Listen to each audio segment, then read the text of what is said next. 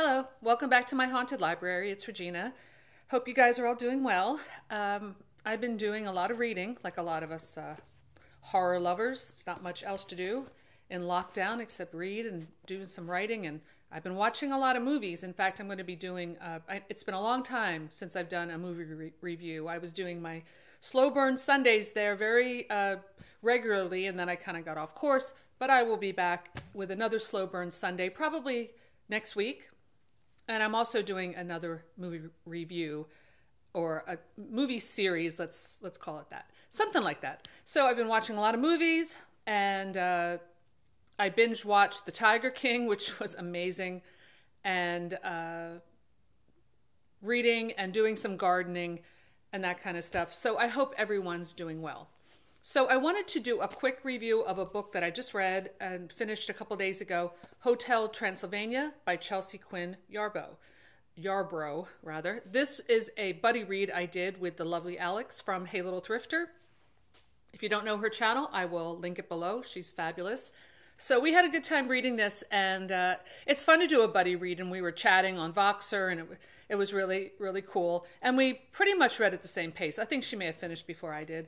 But, so yeah, this book. First of all, I found this copy, which I completely destroyed the spine by reading it, but I have no regrets. I got this copy at Pal's Books back in December when I was in Portland. Back in the day when you could get on an airplane and fly and do a trip. It just seems like another time. And yeah, thank God for fiction is all I can say.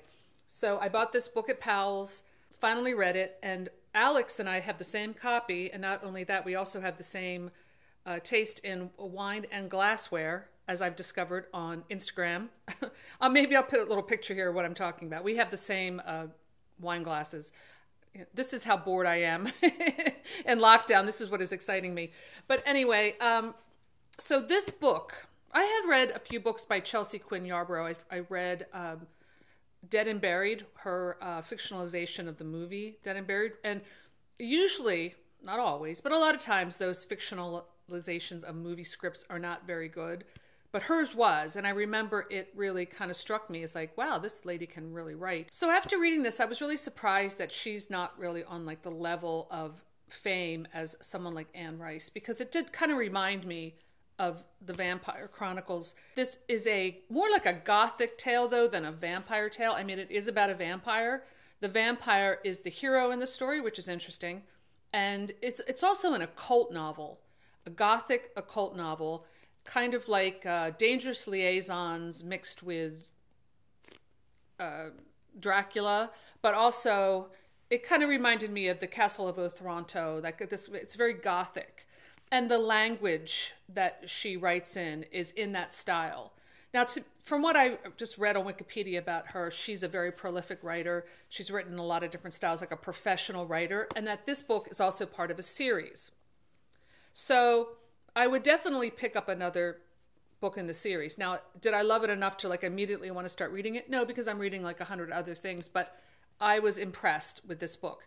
Now, I will say that for those of you who, just as a warning, like a trigger warning, it does deal with some like situations where a woman is being sexually assaulted in like an occult ritual. So if that is something that is like a definite no, just know that going in. And it's very explicit. I mean, those scenes are very explicit, and so I just thought I would warn you about that. But it's very much like an occult circle of they're like devil worshippers, and it all takes place in the 1700s.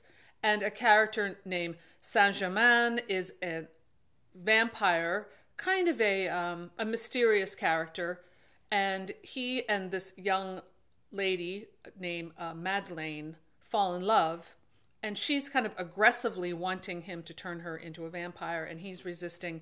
But in the meantime, she gets kidnapped, not to give away the plot too much, by this nefarious group of secret occultists.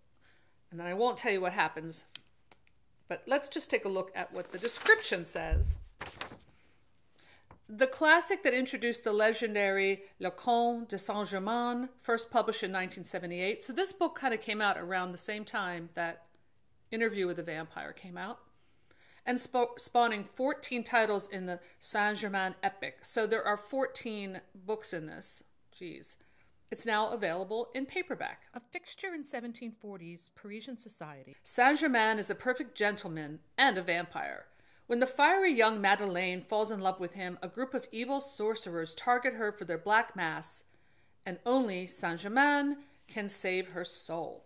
So basically that's how I summed it up. And it was good. It was very good, and I know Alex liked it too, so I'm really happy I read it. So let me know in the comments below if you have ever read this book or any of the books in this series or anything else by this author. I would love to know what you think and if you have any recommendations.